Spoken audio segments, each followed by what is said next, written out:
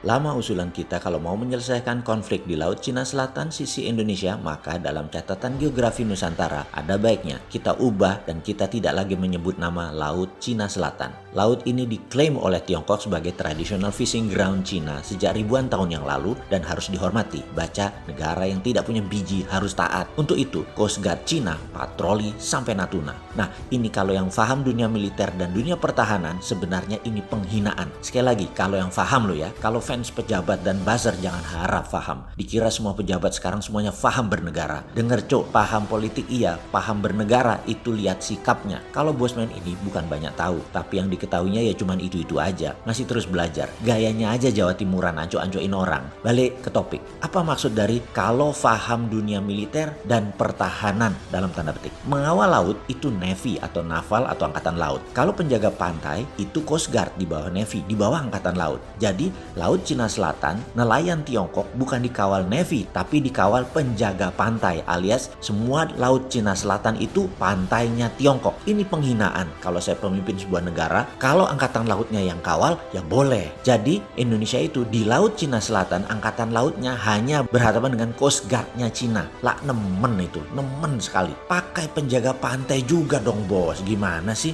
Karena itu kita jauh-jauh hari sejak 3 tahun yang lalu mengatakan jangan sebut lagi di geografi Nusantara nama Laut Cina Selatan tapi ganti dengan Laut Natuna Utara. Setidaknya dalam garis zona eksklusif 200 mile laut dan kawal dengan Coast Guard kita, nelayan kita itu semua. Berani nggak ubah? Katanya NKRI, katanya Pancasila, katanya membela bangsa dan negara. Takut sama sabda Tiongkok? Ya lawan lah. Oke, maaf, belum kita sudah misu-misu ngegerundel. Tapi kita bukan mereka. Kita bukan hanya menghujat seperti buzzer tanpa solusi. Kita kasih solusi. Setuju? Solusi pertama ganti nama Laut Natuna Utara. Karena memang sejak ribuan tahun yang lalu wilayah tersebut adalah tradisional fishing groundnya nelayan kita, nelayan Natuna. Kita harus punya biji untuk mengklaim hal tersebut. Solusi bernegara agar berdaulat kita lanjut seperti ini. Kita awali dengan pertanyaan, apa beda platform dengan program? Nawacita itu platform apa program? Sebentar, ini belum dianggap sinis sama beberapa fans incumbent. Yang sabar dikit, nah apa sih sumbu pendek bener lu bisa nggak netral dulu bacanya. Saya ini nggak ada niat apapun kecuali memberikan pemahaman akan platform dan apa itu program. Tanpa platform dalam tanda petik, program itu hanya propaganda. Sesederhana itu. Misalnya, program 35.000 megawatt, program pertumbuhan ekonomi 7%, program tidak impor, program anti pengangguran membuat 10 juta angkatan kerja baru. Itu semua program. Sekarang platformnya apa? Mengapa bernegara harus punya platform? Karena ini berkali-kali kita tanya kepada pejabat. Yang kita tanya adalah mana platformnya? Kalau tidak ada seperti Nawacita saat ini, bukan platform jadinya, hanya program. 35.000 megawatt ditambah 5 tahun lagi juga nggak akan terrealisir. Pertumbuhan ekonomi nggak bakal 7%. Alasan perlambatan ekonomi dunia lah, karena COVID lah, silahkan dipakai deh. Toh fans Anda mayoritas, beruntunglah kau punya fans banyak. Si Sontoloyo ini hatersnya yang banyak. Oke, kita jelaskan sekarang. Untuk memahami platform harus memahami geoekonomi. Apa itu geoekonomi? Geo berasal dari kata geografi atau letak sebuah wilayah atau teritorial dalam peta bumi. Ekonomi ya dari ekonomi. Jadi kalau diartikan secara bersambung adalah geoekonomi adalah memanfaatkan semaksimum mungkin kekuatan geografi dalam menjalankan roda ekonomi dalam memperoleh keuntungan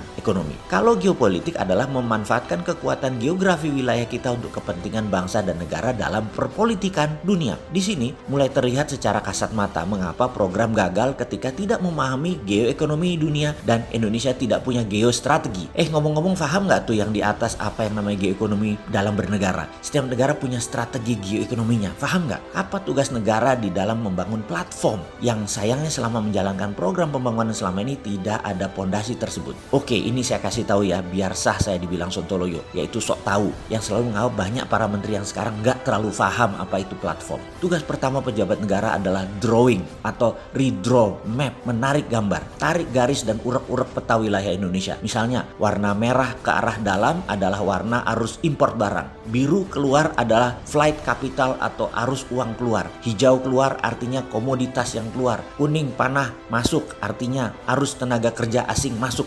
Petakan map kondisi ini saat ini. Lalu redrawing, gambar ulang. Tarik gambar dan buat peta tadi berubah sesuai dengan keekonomian yang kita inginkan. Misalnya stop hutang, stop import, semua dari redrawing ini. Setelah gambaran ulang tercipta, baru program dibuat. Lah kalau program dibuat tanpa baca geoekonomi ya lucu. Lucu apa geblek ya? Belum lagi kalau kita baca geoekonomi Singapura, geoekonomi Malaysia, geoekonominya Australia. Panah yang kita buat bisa-bisa saling silang, saling tembak. Jangan tanya drawingnya Cina dan Amerika dah. Karena kita nggak ada tarik panah-panah tadi, kita jadi sasaran panah mereka. Semua panah ke kita dan ini sudah terjadi. Itulah saya terkadang bingung. Ini para politikus ngerti beginian nggak sih? Ini para pejabat ngerti beginian nggak sih? Jadi pada ngapain ya selama ini? Kita ingatkan sejarah. Ketika Gajah Mada menyatukan Nusantara di bawah panji gula kelapa merah putih, maka Gajah Mada menarik garis draw maps. Inilah Nusantara. Kemudian program dibuat agar garis platform bernegara tadi tercapai. Jadi pertanyaan terakhir, mana draw mapnya? Masa kita ikut gambar kerja negara lain sih? Ya kita dikerjain lah.